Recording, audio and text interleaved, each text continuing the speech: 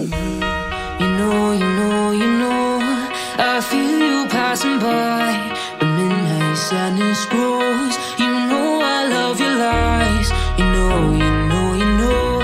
I see you passing by a long and lonely road. Oh, how I love the way time goes by. I feel so heavy. 2 times, way too many, and I'll go again. Baby, I'll go again. My mind's about to blow. It's taking all control. This ride goes on and on. And on and on and on. I can't keep holding on forever. On and on forever. You know I like. What's up, guys? Welcome back. Happy Friday. I'm excited to do this show. Hey, Big Booty Judy, I see you in the comments. I don't have the Big Booty Judy song queued, but you know we got you tonight, girl. We got you tonight. JC, welcome to the chat. Wendy, welcome to the chat. So I have some fun topics to talk about today, and I'm gonna get right into it because it's a lot of different stuff. Now, some of you guys are here for like the pop culture stuff. Some of you guys are here for some like news topics. I got everything for you. Don't even worry about it. So first, if you're interested in this, y'all may not know this about me, but I am a huge Sex and the City fan. I've always have been up until now. I have been talking about online how incredibly out of control this show has gotten. It has, like, the topics are just wild and crazy. I don't relate to them. I really don't know anybody who relates to them. But this last episode that they just had, I'm going to be actually, because I was like, how am I going to do this without showing them what I'm talking about, right? So we're going to be showing the clips that I want to show from this show. And because I can't play the audio from it, I have the subtitles, and I will be, in a sense, acting out what's happening in these scenes so that you guys can see what is going on and we can talk about it. And you guys are going to be disgusted. Okay. Disgusted. The other thing we're going to talk about is there is a lottery winner who won the $1 billion Powerball. It wasn't me. Otherwise, y'all wouldn't see me on this channel. I would have been long gone somewhere else. I'm just kidding. I probably would have done one more video just to shove it in your face that I'm the Powerball winner. But there was a woman who won it, or we think she's the winner, and they caught her, like a bunch of cameras caught her at the actual store where she bought the ticket. But you guys are going to be like blown away at like what transpired. It's wild, and we're going to talk about that as well. Then we're going to talk about Tupac Shakur, okay? 30 something years later, all of a sudden, they want to say that maybe they have some evidence to prove who killed Tupac. So we're going to talk about that. They actually did a raid. Then we're going to talk about some funny video that I saw about this luxury store that held this pop-up, and they basically filled it with some products that weren't quite luxury, and they fooled a bunch of people. So we're going to show that video because I thought it was quite funny. We're going to do a little bit of talking about Carlee Russell because Suni and I are going to talk about it more in depth on tonight's show. So I'm just going to touch on it just a little bit to warm you guys up on that topic. Then we're going to talk about The View. You guys, if you guys are longtime Let's Talk Darling fans, you know that The View has provided me so much content over the years because these women get more and more ridiculous by the day with the things that they're saying. So we're going to be talking about what they said in regards to the Jason Aldean song, okay, that's been going crazy out there in the world. And then I have been wanting to talk about that woman that got arrested in Dubai for screaming at the rental car counter and acting a fool. I'm just blown away that this is even news.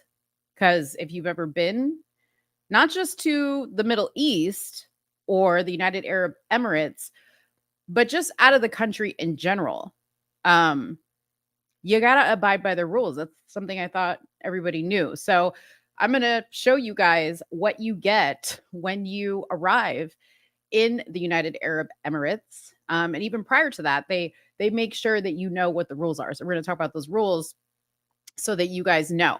Okay, so as I stated, we're going to start with Sex and the City because I cannot wait. Yes, that show is still on the air, JC. I don't like this is actually the second season of the reboot, which the reboot is not called Sex and the City. It's called And Just Like That. The more I think about it, I'm like, and just like that, this show sucks. And just like that, this show's woke. And just like that, these characters have lost their damn mind. Okay. You're going to see why. Like, if you are a Sex and the City fan, you're going to know what I'm talking about. Everybody has completely changed. Like, the characters that we used to know. Obviously, there's some characters on there that are new to the show, to the franchise. And then there's, the main characters like Carrie, Miranda, and Charlotte, who are still there. But their lives have obviously progressed. They have children, they're married. In my opinion, Carrie, who's supposed to be the main character, who's the one that everybody loves, right? Like, us ladies, we watch it for the fashion. And I used to love the sex topics that they had on there because I felt like, as a woman, and, just in general, I would relate to so many of the things that they talked about on that show. And now I don't relate at all because it's become a circus of woke agenda topics. So, what's up, Birdman? Okay, so I'm going to share my screen right now so we can talk about these scenes. Now, I have a couple scenes broken up, and I'm going to tell you what is happening in these scenes so that you can see. Let me just see if I can make this bigger. Yeah, I can't make this bigger like that. I mean, I can, but I need to be able to read the words down here. So I'm going to be reading the words down here on my screen. And Andre Van me. DM'd you? Is that what you're saying? Maga Jackson DM'd you? Holy cow. Okay, well, we'll talk about that in a second.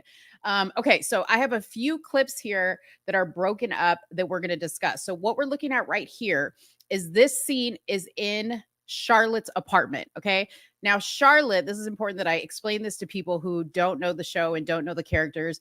Charlotte has always been the very conservative one, the proper one. She lives on Park Avenue. Her house is perfect. She's perfect. She's Jewish now. And she's married to Harry. And this is one of her two daughters that she has. One of them is a biological daughter named Rose, and she is non-binary. Okay. They now call her Rock because that's what she wants to be called. She was born Rose. They now call her Rock. So she's a non-binary character. And then this is Lily, who is the little girl that they adopted when Charlotte and her husband Harry first got married, and Charlotte, didn't think she could have children. They adopted this girl, and this is Lily. Okay, so Lily is the oldest. Yeah, she's the oldest because Rose was the second. So Lily's the oldest. She's still in high school, so she's not out of high school. I don't know exactly her age. He groped you. Okay. Uncle Giuseppe, we will get to you in a second. I need to discuss this first, okay? So she's coming into the kitchen. It's a snowy day in New York. I think the episode is titled Winter Bomb or Snow Bomb or something like that, because New York is under this like crazy snowstorm in this episode. Okay. So her parents are in the kitchen. She's, Charlotte is doing what Charlotte does. She's making pancakes and hot cocoa and all this other stuff. And the daughter had previously come in and she said to her mom, "Hey, did you make the reservations for me and my boyfriend at Nobu?" And she goes, "Well, it's snowing outside. How are you going to go to Nobu?" And she's like, "Well, because I've decided I don't want to be a virgin anymore." So she just flat out tells her parents, "I don't want to be a virgin anymore. We were going to go on our first date, or not our first date, but we were going to go on this very romantic date. And then we were going to go back to his place and we were going to have sex. I was going to lose my virginity." She made that announcement to her parents. So this next scene that you see is after she wasn't able to get the lunch reservation at Nobu. She's coming back in the kitchen to tell her parents that she's headed to the boyfriend's house. Okay. So let's go ahead and play this. And I'm going to stop it periodically just in case I need to read to you what's going on. So you're not going to hear anything. I'm just going to read to you. Okay. So she says, "Hey, honey, how are you doing?" That's Charlotte right there at the stove. And she says, "It's a snow day and I'm making hot cocoa. Did you want, like I did when you were little?" Which I thought was funny because she's like, Charlotte's very nostalgic and she's making this hot cocoa for her little girl. Her daughter says, "I'm going to Blake's." That's the boyfriend's house. His parents got stuck in Connecticut. So today's the day. Today's the day I'm going to lose my virginity. It's perfect. And Charlotte says, "Oh, okay. So today it's happening." like nothing. Like her daughter said, "I'm going to go buy a pair of shoes." Right. And she says, "Yep, bye." And Charlotte says, "Wait." She says, "Mom, please don't think that you're about to hug me right now." She doesn't want her mom to get all mushy about this situation. Okay. She says, "No, I'm not going to hug you. I just had to move away from the stove because it was hot." And then she says bye to her daughter. And you see this look. Here's the father. He's coming in the room, Harry. And he says, "Where is she going? It's snowing outside. Like, who's going outside?" And Charlotte says, "Well, she's going to go do that thing that you said that you didn't want to hear about, which was the losing the virginity thing." And he goes, "Okay. Hot cocoa ready?" Now, in the real world, would that really go down like that? Like, what father in their right mind, especially a Jewish father in their right mind, would be completely just blasé? "Hey, how's the hot cocoa coming along?" Hearing that their daughter is walking in a snow blizzard to her boyfriend's house to go lose her virginity. In what world? Tell me. So we're supposed to relate to this in some way. But what this is doing is it's setting up parents who watch this show to maybe think, is this how I have to be with my kids now? Like, obviously, parents like myself and other parents out there, and you guys in the chat, you're probably like, "Absolutely not. This would never go down this way in my house." But this is how they start to program you to think that this is how you have to be with your kids. That you can't have any judgment, that you can't have anything to say, that you can't, how dare you put your foot down? You got to be okay with everything. They want to change their body parts, you got to be okay. They don't think they're the sex they were born anymore, you got to be okay. Exactly. He's not a father. That's not a father. To me, Charlotte's running the show, right? This is why Sudi puts up that repeal the 19th all the time. Okay, let's continue. All right. So now Charlotte is, I'm going to rewind that just a second. Charlotte is back with her daughter. She goes into her room and she says, "Hey, I was hoping we could talk about your announcement this morning." And I apologize. This is actually what took place before the scene we just saw. "I was hoping we could talk about your announcement this morning, the one about her losing her virginity." She's playing at the piano and she says, "Do we have to?" And she's playing this really, really somber song. And Charlotte says, "Well, since you went public with the information, I feel like I should follow up in some way, right?" She's still playing the sad music. And she's like, "Can you please stop playing the sad music? It makes everything seem so sad." And I'm like, isn't it? Isn't it though? Isn't it sad? Your daughter just told you she's not even graduated from high school. She's not married, that she's about to go have sex with her underage boyfriend. Now, mind you, okay, I don't know what the rules are in New York, but in some cases, if that boy is older than her or whatever the case may be, this could be considered statutory rape that they're just being okay with. Okay, let's continue. So she stops playing the keyboard. She says, "Thank you." Okay. So this is going to blow you away. Today's the big day. And then she says, "Not anymore. Not anymore." Blake's parents decided not to go to Connecticut. And she said, "Well, be that as it may, I'm just really glad that you opened up to us about this, because my parents made sex seem like it was something that just wasn't up for discussion. I don't know about you, Okay. But I would have never said that to my parents. Not that sex wasn't up for discussion, but I would never think to just walk into the kitchen and announce that I'm having sex to my parents. Would never do that. So Charlotte continues to say, so I've just always tried to be sex positive with you two, meaning her girls. She says, can I start playing my keyboard again? And she says, I wish you wouldn't. And she says, you feel like you're ready to take this next step? I do, she says. I like Blake. Blake likes me. I mean, we've known each other forever. So those are the requirements that have checked off her boxes of why she should give her body to a young man. He likes me. I like him, and we've known each other forever. That's it. Okay. So Charlotte says, okay, well, condoms, obviously, right? I've been hearing about condoms since 5th grade, she says. We're on it. Charlotte says, good. And Lily, this is Charlotte speaking. I just want you to focus on your pleasure. Pause. Okay. A mother telling her teenage daughter that she just wants her to remember to focus on her pleasure. Not, hey, do you think that this might be the right thing to do? Or me and your dad aren't okay with this. I know that you think that this is the right thing to do, but here's why this is not going to be acceptable. No, she wants to focus on making sure that her daughter knows that she needs to also focus on her pleasure. Okay. She continues on. Just as much as his pleasure. You guys, this isn't fake. I'm not faking this. Good morning, Mad Cow. How are you? So it's important that you take care of your own needs.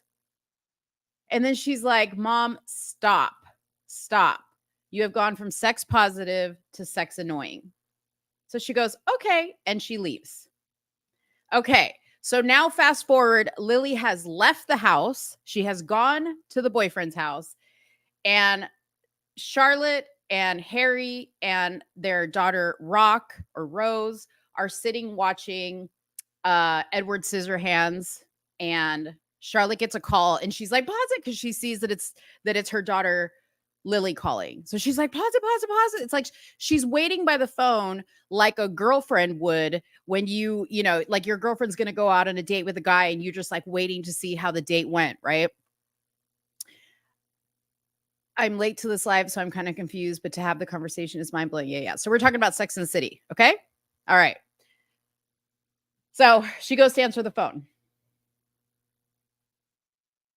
Okay, so Lily's on the phone, and she's like, hey. And Lily says, Blake doesn't have any condoms. That's how she starts off the conversation. Blake doesn't have any condoms. She's obviously sitting in Blake's bathroom. And she says, what happened to ever since 5th grade? That's what it says at the bottom. Ever since 5th grade, I thought you said you had this handled. So Lily says, I thought he'd get them, and I thought he'd get them, and he thought I'd get them. So that nobody got the condoms because the guy was expecting her to bring them, and she was expecting him to bring them. Well, you tell him right now to go get some. That's what Charlotte says. See, I would have been like, okay, well, you know what? You shouldn't have left in the first damn place. So bring your little happy ass home. But no, she says, he's afraid. She says he needs to go get the condoms. And then Lily says he's afraid the drugstore near him will tell his mom that he's buying condoms, basically. Okay. So if you can't even handle the wrath of your mama, how are you going to engage in sexual activity with the possibility of getting this young woman pregnant and having to raise a child if you can't even deal with the embarrassment of the lady at the drugstore telling on you? That just shows the immaturity, right? It continues on. Charlotte's just like, oh my God, And she says, well, his parents are not as sex positive as you. Then she says, will you go for us? So she's asking her mother to go out in the snowstorm, to go to the drugstore to get them some condoms. So Charlotte says, I'm not about to go out in the middle of a blizzard to get you condoms. The dad was walking in when she was saying that, and he just turned around and walked the other way. He heard it and he just turned to walk the other way. Then Lily quickly says, you know what? Never mind. Blake just Googled how to pull out. We'll try that. And hangs up the phone. Like, I was just baffled. Okay. I was baffled. At that point, you would think, okay, surely Charlotte is about to snap out of it and she's about to go snatch Lily back by her little ponytail and drag her home in this snowstorm and beat her ass to a pulp, because that's what I would have done. First of all, Lily wouldn't even have had legs to walk on after she came into the kitchen and told me that she was going to lose her virginity today. Okay, Lily wouldn't have legs. She wouldn't have teeth. She'd be sitting up in a hospital bed trying to recover from the ass whooping I would have given her. Okay. So this next scene, you see an outdoor blizzard. Yes, ladies and gentlemen, this would be Charlotte walking in the blizzard to the drugstore to get the condoms. So she's banging on the door, and obviously this drugstore is closed because it's a blizzard, so nobody's shown up. So she's yelling, please, it's an emergency. It's an emergency. And she finally tells the guy, I need condoms. Okay. He's telling her, no, I'm closed. I'm closed. She's like, please, please, please. I need condoms. Okay.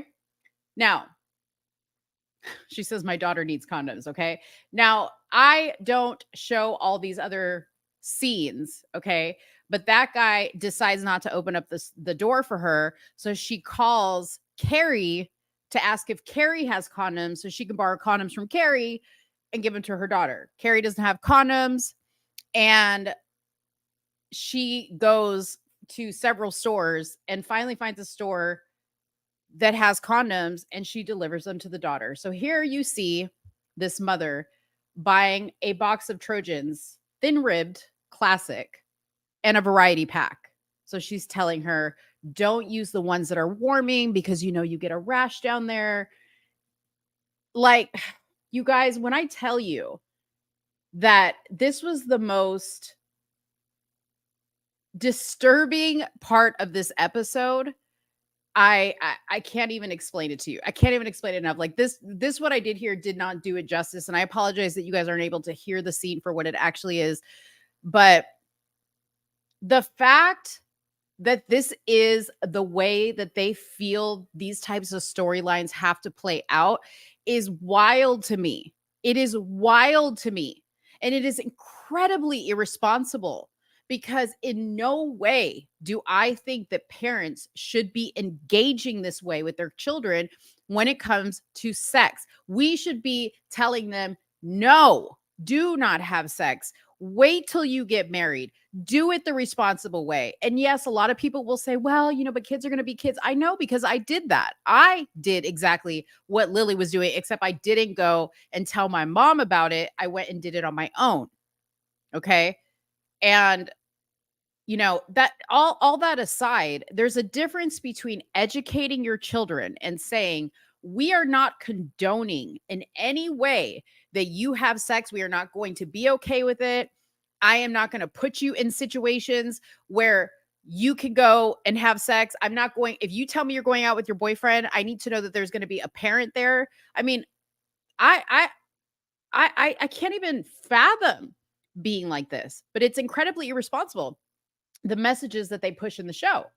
So one more scene really quick, and then we're going to be done with this topic. But here they show Charlotte just looking out up at the house, just like, oh God, my daughter's up there getting her brains pounded right now, I'm sure, by little Blake. Anyways, okay. So this next scene. So if you guys, again, don't know the show, you have the character Miranda. Miranda used to be married to Steve here. Okay. They are now entered into a separation because Miranda decided she was a lesbian. Big plot twist, right? Okay. So the character that plays Miranda, Cynthia Nixon, is actually a lesbian in real life. And it blows my mind that a real lesbian wouldn't be able to play a lesbian better than Miranda plays this lesbian. Okay. She's terrible at it. But they have like a really interesting, I wouldn't say interesting, a really awkward dynamic here because Miranda and Steve have a child together, Brady, who is, I think, 19 or 20 years old. He is in college, but is currently living at home. This home right here that you see is the home that they once shared as a married couple together. And Miranda spends time at this house playing mommy, and I guess some type of wifely duties to Steve and Brady, and then spends the other half of her time at her girlfriend Che's house in New York City. So she commutes back and forth to Brooklyn. So in this scene, this is Steve arriving home to their home, and Miranda is there doing laundry. Okay. So she's sitting on the couch doing laundry, and he comes in and sees her, and he's like, "Hey, what are you doing here?" Okay. And she says, "I'm just finishing laundry." So they're talking about where their son Brady is. He owns a bar named Scout, and he tells her, "I gave him some shifts to work at the bar." I think, when I heard that, I was like, "Oh, that's great." Steve is being a dad. His son, if you watch the show, he's in a little bit of depression and distress. I mean, who wouldn't be? Your parents are getting a divorce. Your mom announced she's a lesbian. And, on top of dealing with all the other things that you deal with in school. So, Steve is trying to do his best for his son. So she's like, "Oh, he's working at the bar." Steve says, "Yep, he's working at the bar." Got a problem with that? He's a little bitter towards her. She says, "No, not at all. That's just new information." So she says, "Listen, I wanted to talk to you. How's the apartment search going?" Okay, so obviously they're getting separated. So they are doing counseling, and in counseling, Steve told the counselor that he was going to start looking for an apartment because Miranda wants the house because the house is in her name. So he says the apartment search is not going. There's nothing out there.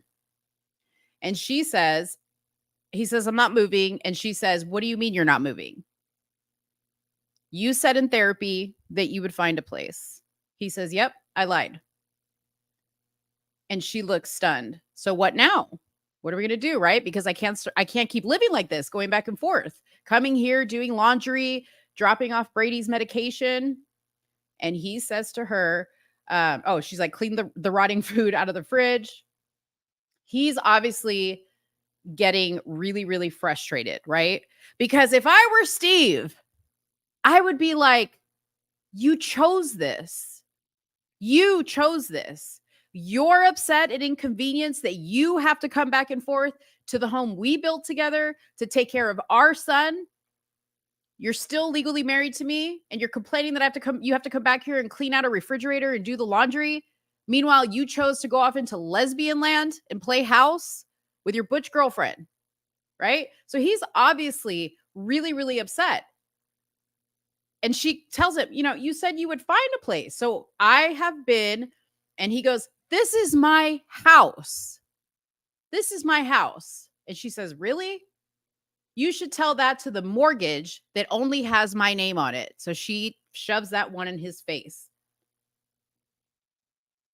And he says, "I made it. This kitchen, I built it." So if you've been watching the show, they bought this house. It was a complete dump and they renovated it. Steve was very handy with, carpentry and stuff like that. So he literally went through this house and with his own hands made this house what it is today. He says, "It was a horrible shithole before I did everything. I did everything here."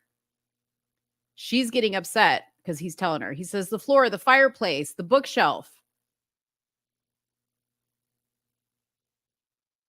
all of it is my house. My house. You never even wanted to come to Brooklyn," which is true. Miranda was always a New York girl. She never, ever wanted to come to Brooklyn. She fought it with every ounce of her, but she wanted, her family to be together. So you can see She's not liking being told about herself. I'm going to talk about what I think that this scene really represents. You never wanted to come to Brooklyn. You never wanted me, and you never even wanted Brady. Now, the explanation behind that is Brady was almost an abortion. Miranda decided she did not want to be a mother when she found out she was pregnant with Brady. And she got all the way up into the appointment and then decided she couldn't go through with it, right? So he is shoving it back in her face, all the things that she didn't want, right? To include her son, which I was like, wow, like that's a really harsh thing to say. But I was glad to see Steve really stand up for himself, because he was always like that very kind of muted, subdued character. Yes, I'm talking about the TV show Sex and the City, or Just Like That, the reboot.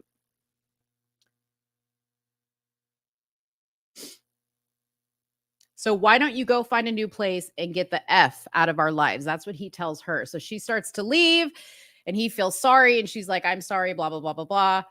And he's like, you can't leave. Oh my gosh. I didn't mean to say what I said about Brady. I mean, he knows at this point that he's obviously hurt her, right? So I'm going to get off this screen right now so that we can talk about what happens. So he lays down, kind of cuddles her, and,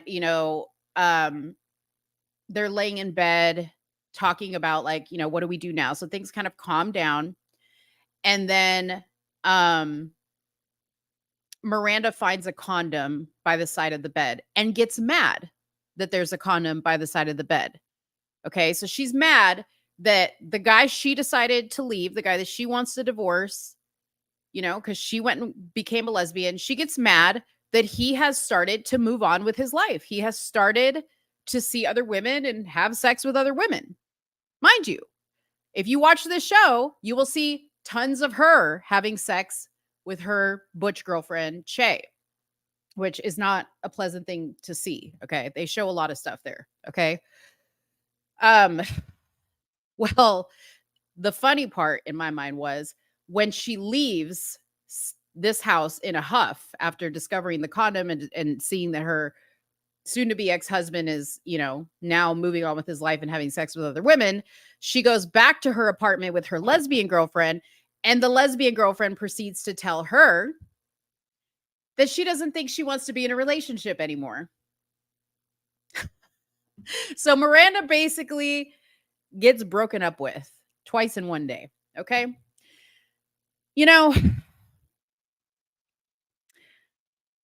I think if people are really watching this and paying attention, it might be a lesson that these people, I decide I want to be a lesbian now. I decide I want to be a girl now. I decide I want to be a boy now. I can switch, non-binary, whatever the terms are, that it doesn't work out. Okay. That you're clearly confused. And those are symptoms of being confused. And while you're confused, you are hurting a ton of people along the way. Okay. You're hurting a ton of people along the way. And it is incredibly sad to really see the downfall of this character, Miranda, because she was always portrayed as another reasonable one on the show, professional woman, a lawyer. She was always like the cynical one. But now, like, she's just a shell of a woman and just falling apart, So that is my Sex and the City recap, reboot, whatever you want to call it. And I'm going to move on for that topic, but you guys let me know if you like this little segment where we go over some of these episodes. The reboot will never top the original with Sarah Jessica Parker. Well, Sarah Jessica Parker is in this one, but it's not the same. I agree with you. Sarah Jessica Parker, that's the chic with the horse head. Yeah, that's her. Mad Mark, I agree. She's not the most attractive actress around, but she is a great actress. Yeah. I think she's a great actress as well. I mean, I don't think Sarah Jessica Parker is a bad person. In fact, her character is quite boring now, in my opinion. Okay, so let's talk about this lottery winner. Okay, I'm gonna go and show you guys a video of this lady that got she went to the store where she bought the ticket, and yeah, I'm just going to show you guys what happens when she goes to the store. And I want to know what you guys think about this. Okay. So we're going to share the screen once again.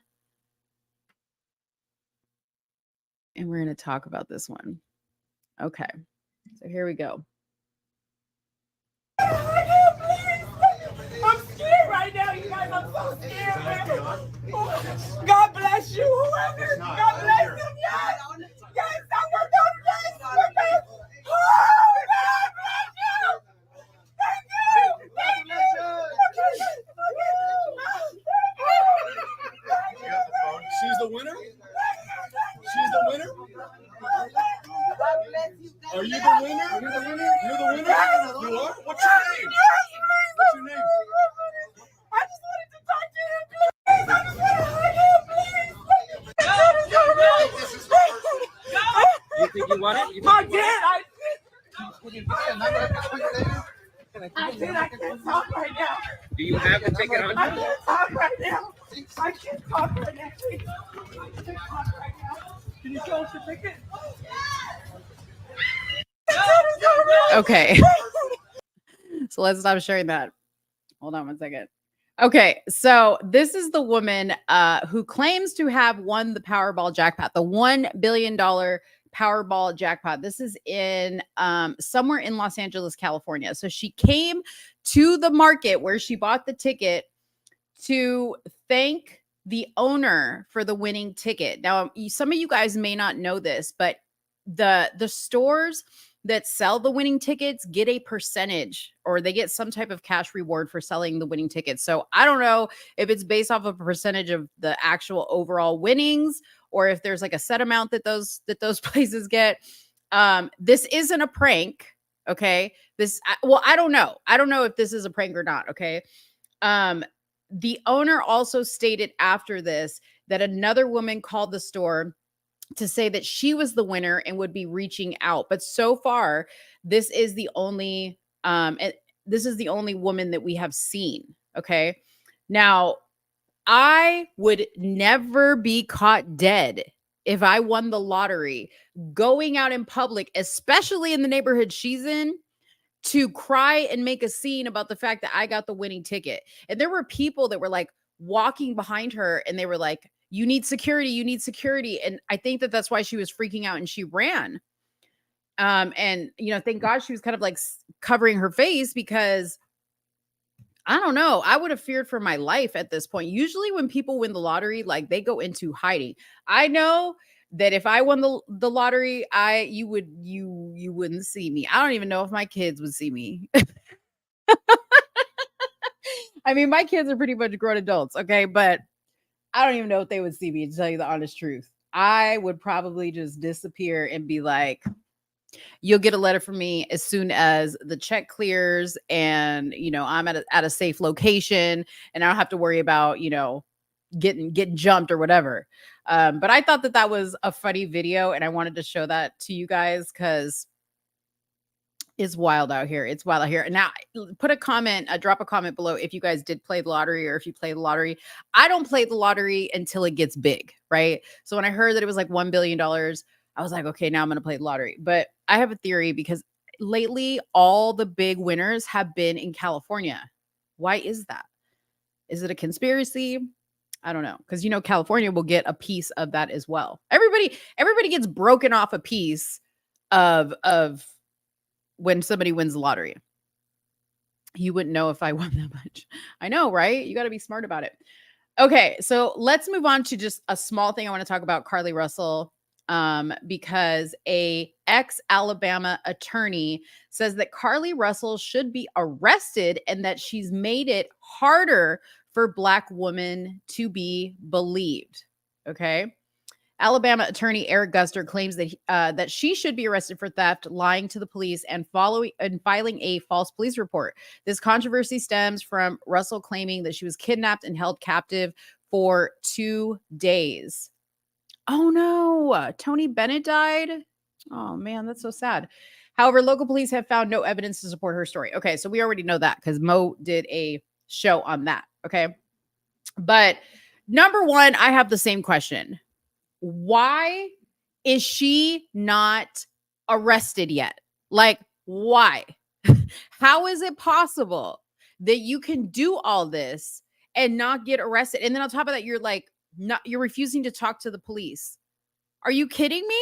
Okay, well, go sit in jail, mate. Like, maybe that'll help you speed up the process a little bit on explaining what the hell you were doing or what you were thinking. You know what I mean? Like, put her in a jail cell, put her in a dark room, something.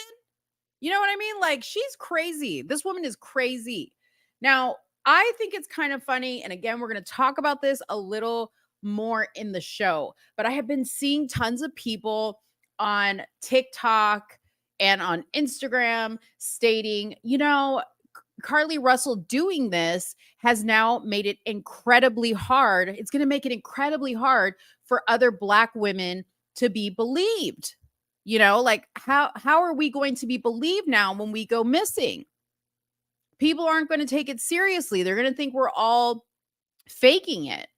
Now, I haven't seen anybody actually saying, this makes it a little hard for me to believe now. But I'm going to make 2 points, okay? We've had the Jussie Smollett or Smollett, whatever the hell his name is. Okay, fake the hate crime. We've had this one. And then, we have countless amounts of crimes in general where the media, I'm going to highlight the media, likes to misrepresent the facts. Okay.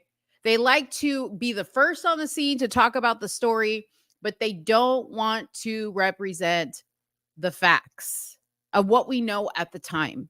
Okay. They want everything to be sensationalized, which then creates this buzz of people trying to make up stories. Like in this case, they were, making up that whole Red Roof Inn story, which turned out to not be true.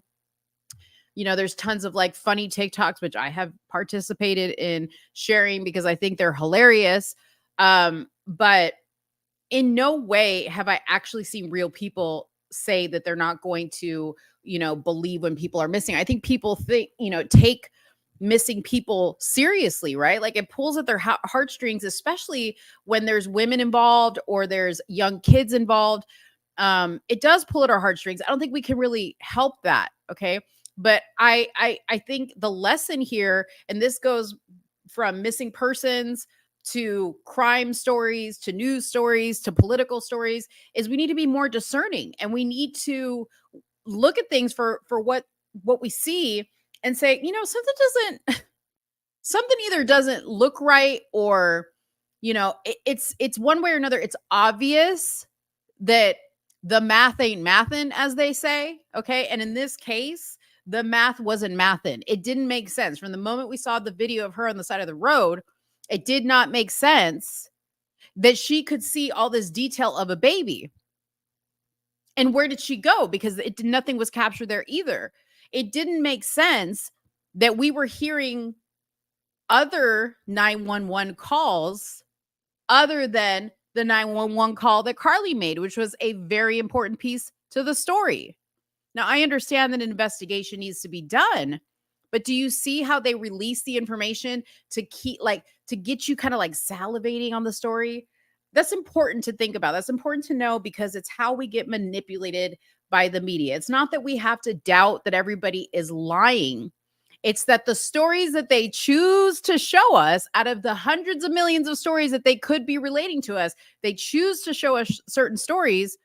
We need to be discerning when we're looking at those stories. And it needs to be okay that we question those stories and that it's not that, like when this Carlee story first came out, the narrative was, oh, because she's Black, that's why they're not looking for her. But they were looking for her. Oh, it's because she's Black. The media is not sharing this, but they were sharing it, So they wanted to make this a racially driven narrative from the beginning. And we fell for it hook, line, and sinker. Okay. Second of all, Black people, this is a message to you. Okay. Do not paint yourselves with a broad brushstroke. Okay. We are not, when I say we, I'll just say me. Okay. I personally do not take the actions of one Black person and apply it to everybody. Just like when, and I put this in my Instagram story, what's his name? Richard Ramirez, the serial killer, was killing everybody. Okay. All Hispanics on Telemundo and Univision didn't come out and say, oh, damn, you know, this Richard Ramirez is really making the community look bad. No, we didn't. We were like, Richard, again? No. I don't know, Richard. No. You know, we denied it. Okay. Another good example is, what's her name? Carlee, is it Carlee Anthony? What was her name? The one that with the baby. Susan Anthony? Somebody help me out in the chat. Something Anthony. That she had that little baby and the baby died. They found the baby like wrapped up in a blanket, and then the parents blamed her immediately. She was white, okay? She stole her own baby. Her parents, when she was in jail, okay? I think when her mom made the 911 call, that she opened up the trunk of that girl's car and it smelled like there had been a dead body in there. Her mom said to the 911 operator, I think my daughter killed her. That smells like there's a body in there. You know? So Casey Anthony, thank you. Thank you so much, Amy. Casey Anthony. Okay. Now, did we take the Casey Anthony and be like, well, we're no longer going to believe white women when they have a dead baby and they say they didn't kill their baby? No. And a lot of people are going to be like, well, that's because she's white. No, we don't do that. Okay, people, we don't do that. So don't do it to yourselves. Don't make these TikToks talking about they're not going to believe Black people or Black women when they disappear. Just stop. Don't keep pushing the narrative. This is about, we didn't believe her because her story didn't add up. Because the story was just not all the way there for me and a lot of other people. That's why we didn't believe her. Not because she was Black. That had nothing to do with it. So I'm going to move on from that story. Now let's talk about The View, Sunny Hostin, okay? So I'm going to show another clip. Sunny Hostin, this is what the title of this clip is. Certifiable moron and lunatic Sunny Hostin says that the Jason Aldean's hometown, Macon, Georgia, is one of the most racist places in the country. Okay, Macon is 54% Black and 39% white. So Black is actually the dominating race there. Okay. And I'm not even gonna go into stats because I have a whole thing about stats, and I think stats are bullshit anyways, because I don't think having a higher Black population and a lower white population tells you anything. Okay. It tells you nothing. Right. So we're going to play a video of what Sunny said, and then we are going to talk about what Sunny said. Wish I could do this faster. All right, here we go. And unfortunately, this became the #1 song on US iTunes. We have a problem in this country about race, and the biggest problem is we refuse to admit that it exists. Well, don't you think that a lot of this big city, small town businesses racist is about race? The cities have more Black people than the small towns. Of course, and you know. So she said, we have to admit that this country has a race problem. So out of that song, she's mad because the song is perpetuating racism and hatred, which I just watched the song for the first time today. And no, it is not. No, it is not. Now, I think that if Jason Aldean would have just released the song, you know, and only the musical and lyric part of it, not the music video, I almost wonder if people would have been as triggered as they were with the music video, because I think it is actually the images in the music video that he's showing, like the January 6th stuff, the rioting, the Antifa, the BLM. He's showing all that in the video. And I think that that's what's triggering these people, because the message of the song is a great message. Okay. It is like, hey, if you bring this bullshit to a small town and you try it with us, we are going to fight back. You best believe that. Okay. Which I don't think there's anything wrong with saying that. Now, Sunny went on to say that she said, well, you know, it's kind of hypocritical because those people, the BLMs, the Antifas, the rioters, they were fighting for what they believed in for their town. So how can you say what they were doing was wrong? What she doesn't acknowledge, though, is more than half of those people that you would see, that the Antifas and the BLM people, we knew because they reported it, that those people were bussed into those towns to wreak havoc and create chaos. They're still doing that to this day. Even a lot of the people that were at the Capitol were bussed in, okay, by these companies that they literally mobilize groups of people to go in and be disruptors. Okay, we see that with school board meetings, that they have these moms of what is it called? They have these groups, these different groups of moms and students that they literally send all over from school board to school board to cause disruption. That is a known thing.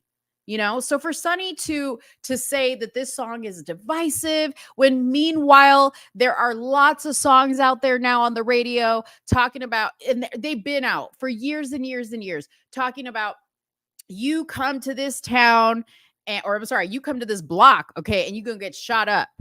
Crip this, blood that, bitch this, hoe that, you know, N-word here, N-word there. Violence, violence, violence. And we have had no problem with it. Okay. I don't have a problem with those songs being out there either. Just don't listen to them if you don't want to listen to them. And I feel the same way about this Jason Aldean song. I don't even like country. Okay. I just listened to this song because I wanted to hear what it had to say. It's a cool song. Okay. Am I going to rock it? No. Do I like the message? Yeah. But it's just not my jam. It's just not my type of song. I don't like country music. Okay. It's just not my thing. But if you don't like a song, then just don't listen to the song. Point blank, period. You don't have to go. It doesn't have to be this big news story. Who cares? It's talking about coming together as Americans to fight for what's right or wrong. It's not talking about going out and hurting people because you stepped foot on the wrong block, right? Or you slept with my bitch. That's not what it's talking about. So I'm going to shoot you up. Anyways. All right, guys, I'm trying to move through these stories quickly. I think that was everything that I had in Instagram that I wanted to show you. What I did want to talk about, okay, two things. I'm going to leave the last three topics that I have. I have three topics. I'm going to leave two for the end, but I want to talk about this woman screaming and getting arrested in Dubai. Okay. So I'm going to read to you a news story really quick. And then we're going to talk about this because I want to show you guys the facts. I think it was Portland riots. They had set up a tent city in a car park paid for by the left. Yes, that's right. That was the summer of love, if I recall correctly, Mark. All right. So this article was written yesterday, and it says a woman from the United States in Houston has reportedly been detained for over 2 months now in Dubai for screaming in public.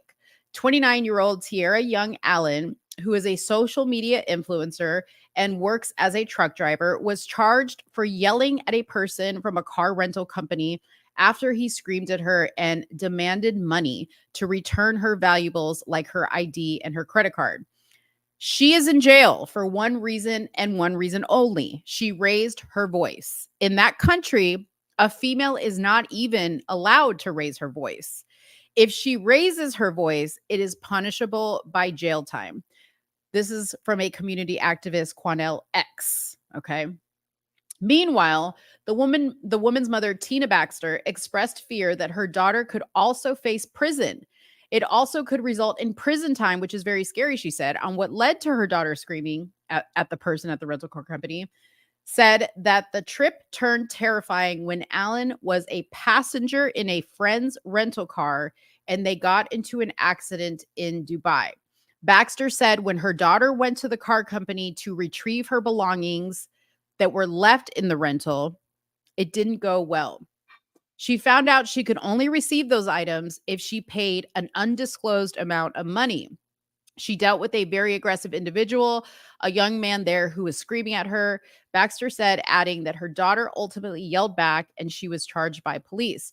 She also informed that her daughter has now been placed under a travel ban pending the outcome of the investigation. So she has reached out to the U.S. Embassy for help. Okay. Now, they have, of course, made this a racially charged issue because this young woman, Tiara, is Black. Okay. She's Black. So they said, well, obviously that's why she was put in jail, because she's a Black woman and she's yelling and this, that, and the other. Well, that is not true. And, here's another example of the media and the news trying to make you think that now the United Arab Emirates is racist. Okay.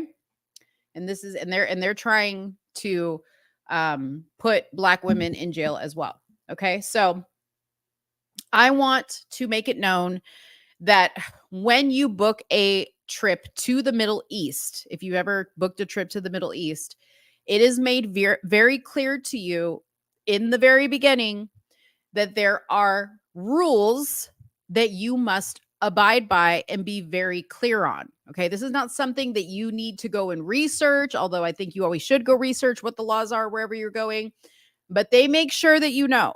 Okay. Last I was aware, they give you a little piece of paper when you arrive in Abu Dhabi or Dubai, United Arab Emirates, right? The UAE, they give you a little thing and it has the laws there. Okay. In case you missed it the first time. So when you land, they are informing you once again. Okay. So we're going to go down the list so you guys understand. And maybe this young lady should have researched this a little bit because everybody should know this. Okay. So this is a brief do's and don'ts, but I'm going to kind of expand on some of these things. Okay. Number one, you can't specifically kiss and generally show any affection in public there. Okay. It is against their religious beliefs. You think that when you go to the UAE that they are accepting of whatever religion you practice? Absolutely not. They could care less. Okay. It is against their religion to show affection in public. So it doesn't matter if you're visiting. It doesn't matter if you're a tourist or you're a nice person or you weren't doing anything wrong. No kissing, no public affection. You can do so in the privacy of your room, but you cannot be doing it in public. You can't even hold hands with your partner in public. That would be considered affection. Obviously, you can't be nude in public. You can't consume alcohol or be under the influence of alcohol in public or while driving. You can't wear swimming attire in public. So these girls that like to wear, it's very, very hot there. You cannot wear, bikini tops with shorts or skirts or anything like that. No swimwear. You also, as a woman, may not dance in public, and you cannot eat in public during Ramadan. Okay, so that's when they're fasting. Now, I do know that like when you're at the hotel, for instance, you can eat at the hotel because that's considered kind of like a neutral zone, the hotel. But there is no eating during Ramadan in public. Okay. Liquor in public, there are strict rules about that. I'm not going to go into the details of that. If you're one of those people like me that likes to pack snacks in your luggage, okay, don't even think about bringing any type of pork products like jerky sticks or beef jerky or anything with pork in it, because you cannot bring pork into the country. Eating pork is, again, against their religion, and they stick to it. Okay. Obviously, no pornography or magazines or pictures that would suggest anything even semi-pornographic. They will take it from your luggage, and they look through everything thoroughly when you arrive at the airport. This one I thought was really funny. So you can visit Dubai with your boyfriend or girlfriend. Okay. That is allowed, but you have to be very, very careful about how you conduct yourselves in public with your boyfriend or girlfriend, because they take marriage very seriously over there. So there is no, like, obviously, like, any type of sexual innuendos or anything like that with somebody who is not your husband. Um, Public photography, you cannot take photos of anybody without their consent, or video of anybody without their consent in Dubai. You cannot do any type of fundraising in Dubai. If you bring any gadgets into the United Arab Emirates, and like weapons or like protective equipment and things like that, you have to show evidence of a license. So like radio transmitters, recording devices, I think even binoculars fall into that. Powerful, like professional cameras, all require some type of a special license that you have to get to be able to bring that into the country. Okay. So the reason why I say all that is because I think that this story about this woman screaming in public goes hand in hand with Brittany Griner bringing marijuana in a vape pen into Russia, you know, and people getting worked up about, oh, they put a black woman in jail, you know, look at that. They would only do this to a black woman. It has nothing to do with that. It has to do with the fact that you broke the law. And if you can't follow the laws outside of the United States, because the United States seems to be the only place where you can just break laws and get away with it, and there's no consequences for your actions depending on how many people decide to protest in your honor, and what state you're in, and what color you are, and what sex you are, or if you're not a sex, maybe you're non-binary. There's different rules for different people here. Well, outside of this country, the United States, the rules apply to everybody. Sorry to break it to you. So if you can't handle that, then don't go out of the country. That's why I have said many times that if you ever feel like you don't appreciate this country enough, take a trip outside of it, go to a place that is not touristy and considered desirable, and go spend a significant amount of time in those places and see all the different ways that people live, so that you can appreciate little things like outlets, air conditioning, space, okay? Space. Police who have the ability to protect you, laws that allow you to protect yourself, right? Laws that don't silence your freedom of speech or freedom of expression. Go experience what it is like to be somewhere else, and then come back to America and get on your knees and beg for forgiveness. Okay. So that's all I'm going to say on that topic. All right. Let's talk about Tupac. So I didn't really know what was going on here. But I kept seeing these headlines that the Las Vegas area authorities had received a warrant to search a home in regards to the Tupac Shakur murder investigation. And I was like, there's a murder investigation? Like, what? I didn't even understand. So it says here, the search warrant, which was served on a home in Henderson on Monday in connection to the homicide investigation of Tupac, has been released. The warrant was filed to the clerk of the court on Tuesday, and in it, Las Vegas Metropolitan Police Department detective overseeing the case requested permission to search the home in Henderson for several items. Some of the items included computers, electronic storage, documents, or other media in regards to Shakur, plus photos, movie CDs, writing for Dwayne Keith Davis, aka Keefy D, and his involvement with the Southside Compton Crips.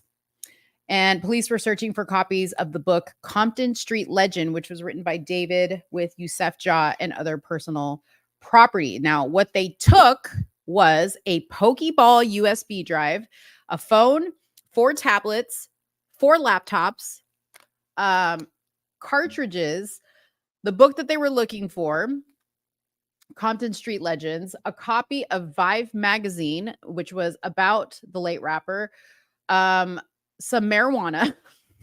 Why'd they take marijuana? Like, what does that have to do with anything? Some marijuana, 2 black tubs containing photographs. Okay. I thought the marijuana was funny because I was like, when you do a search warrant, it's not that cops go in and be like, hey, we're just going to take everything we want. A search warrant has to be very specific as to what they're looking for, where they're going to look for, that type of stuff. So I'm like, really? They took marijuana, or was that like a little parting gift? Let me just read this comment really quick before I go into this story. Any female that's been to Dubai and has a boyfriend or husband here, I feel sorry for you when you kiss her. Facts. Okay. I get in Roland's live chat and ask why he has less than 100 watching his live show when he has 1.1 million subscribers. Did you purchase 1 million of them? Trump indicted for Tupac's. Oh, I have some exciting last minute news on Trump. We'll jump to that next. Okay. Okay. So on July 17th, police made entry into the home. At that time, police had not released the identity of any suspects. Fox obtained the location of the house, which was searched, and talked with the neighbors. And did they get any info from the neighbors? So I don't know what's going on here. More so than anything, I think it's so funny that the United States Secret Service, okay, who was coincidentally involved in the Carlee Russell, not the Secret Service, sorry, the CIA and the FBI were involved in the Carlee Russell thing, right? They had time to review all the video footage and phone footage on that situation and figure that case out, okay? And they have time to get involved, the FBI and CIA have time to get involved in other stuff like this and, everything pertaining to our personal privacy. But when it comes to finding a little booger sugar in the White House, they don't know what happened. They don't know what happened. Okay. So I don't know. I don't know if this Tupac story is like a smoke screen to try to distract us from everything that's going on in Washington, D.C., this, trying to distract us from the sound of freedom and child trafficking. But we're going to stay on top of this story, and I might like bring it over to somewhere in the middle because I know Suni's kind of watching it too. But it would be interesting if they found out who killed Tupac. Now, the rumor that I have been seeing out on the internet is that P. Diddy had something to do with Tupac's murder. I also find it interesting. Now, I know P.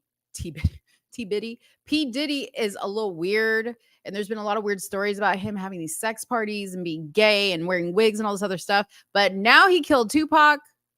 I don't know, man. I gotta see evidence. Okay. It sounds so juicy right now. It sounds really juicy, but I don't know if this is all a distraction. You know what I mean? I don't know. Jay-Z assassinated Pac. Yeah. I mean, there's like what is it? Suge Knight. Was it Suge Knight that killed Biggie, or people think Suge Knight killed Biggie? Jay-Z assassinated Pac. I don't know. Maybe Kanye can tell us. He seems to know a lot. So anyways, we'll stay on top of that. Let me jump to the Trump news that broke today. And let me see if I can pull this up without logging into my Truth Social account. But Trump announced today that if he is elected president once again, okay, that he is going to make sure that Congress puts into law. Now, how he's going to make sure of that, I don't know, but he's going to make sure that they put into law that if you are caught in trafficking children, that you are subject to an immediate death penalty. Immediate. And it doesn't matter if you are a man or a woman. Now, women run deep in these child trafficking circles because the men that run these child trafficking businesses use women to lure the kids in. Okay. If you saw Sound of Freedom, you'll know what I'm talking about. They used Miss Cartagena who was a very, beautiful, well-known model over there in Colombia, to go to houses and pretend like she was recruiting children for modeling jobs or modeling careers. So, I think that is an amazing thing. And I applaud President Trump for that, because I think it's an amazing thing. I think that definitely needs to happen. if you are any way involved with trafficking of children, and I hope this applies either way, just not just children, but adults in general, that you are held accountable and sentenced to death. That is the crime that you are punished with if proven that you have been involved in child trafficking. Sentenced to death. Now, I know a lot of people think that that's just, they're thinking about this is just the people that are physically moving the kids from point A to point B, but being part of child trafficking means consuming materials that have underage children in them, right? Obviously participating in sexual acts. So all these weirdos that they're busting out there, meeting with children on the internet, I hope that this applies to them. Okay. I think that this whole thing is under the hashtag Agenda 47. If you have a Truth Social page, Trump posted a video, but I'm sure you'll see it on Instagram floating around there as well. So I just wanted to share that. Okay. Did we talk about everything? Did we talk about everything? Oh yeah. I'm gonna leave that. I'm not that passionate about that. I was gonna talk about the luxury store, or they faked a luxury store and had a bunch of dumbass influencers come to this opening, right? Because influencers, they love to get invites to things and think that they're gonna be like in a place like where they're gonna get exposure and followers and be introduced to powerful people. Well, I'll just tell you what it is. It's really fast. So Payless Shoes set up this event at this really fancy place, and they had Payless Shoes set up, and they said, oh, this is like a new up and coming shoe designer. And they had the influencers come to like look at the products and talk about the products. And they were so fake because they were like doing these interviews with them, and they're like, so what do you want to say about these shoes? And they were like, oh, these would easily go for $400 to $500. Like I would easily pay $400 to $500 for these shoes. And it was like the most cheapest looking shoes you've ever seen in your life. Okay. There's no way, if you have any type of sense on what is good quality goods, that you would look at these shoes and be like, oh yeah, I would easily pay $400 to $500 for these. These are just amazing quality. Like they were so fake. They were so fake. And I thought it was kind of funny. I thought it was funny. Okay, guys, I have been doing this video for a while now. Okay. And I do want to make one final announcement before I go and say goodbye. So please don't leave just yet. Tonight, Suni and I are going to be interviewing the wife of I'm going to show you who I'm talking about. The wife of Troy. I'm not going to give his last name because I don't think that they want that to be out here. But this gentleman right here in the plaid shirt, if you guys remember, this is the gentleman that Pastor Brian got into a confrontation with at the Temecula Valley School Board meeting when he jumped in front of this young woman, or she jumped in front of him to be exact. And we have been hearing one side of the story. We've been hearing Pastor Brian's side of the story. Some of us have even heard this young lady's side of the story, but we have yet to hear from Troy. So tonight we are going to have the wife of this man come on and talk to us. Okay.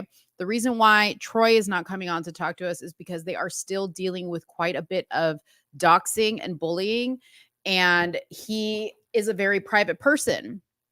He's a very private person. This whole situation has just traumatized their family. And I want to know from their perspective what happened this night, from the point that he decided to get up and walk to the back of the room, what transpired there, what transpired after. We're going to talk about their family and how all this has impacted them. So I'm really, really excited for this, but we're also going to talk regular topics that Suni and Mo talk about. So this will probably be, a good 30 to 45 minute interview. And if anybody has any questions, we'll bring you guys on. We'll put the link up there. So please do not forget, at 9 p.m. Eastern Standard Time and 8 p.m. Central Standard Time, we are going to be on Somewhere in the Middle. And you can come here to this channel and watch it. It's going to be streaming here. I've already got the video set up. So if you want to go click on the video and set a reminder so that it tells you we're live, please do so. Please make sure to already hit that like button if you support us. come on time because we're going to start this interview probably about 5 to 10 minutes in because we don't want to waste any time. And yeah, it's going to be a really, really good show. I'm really excited about this. We are the only people they have ever talked to. Okay. This show was actually, or I'm sorry, this interview was actually supposed to take place on Brandon Tatum's channel back when this incident happened, but he was not ready to talk. Okay. So I'm super excited that they decided they wanted to talk to me and Suni. So please, please, please be there. And I appreciate you guys hanging through this episode of Let's Talk with Mo. I hope you guys have fun with this. Again, it's a work in progress. This is something new that I'm doing with the lives and all the different topics. But I'm trying to give you guys something new and something fun and not have it always be drab and about politics and death and destruction and racism and hatred. I want to bring a little bit, fun to the table. So don't forget, 9 p.m. tonight, somewhere in the middle or here at Let's Talk Darling. And we will see you guys later on. Thank you so much for watching and have a good one. Bye-bye. You know, I feel you passing by. The midnight sadness grows. You know I love your lies. You know, I see you passing by along a lonely road. Oh, how I love the way. Time goes by, I feel so heavy. 2 times, way too many, and I'll go again. I'll go again. My mind's about to blow. It's taking all control. This ride goes on and on. And on and on and on. I can't keep holding on.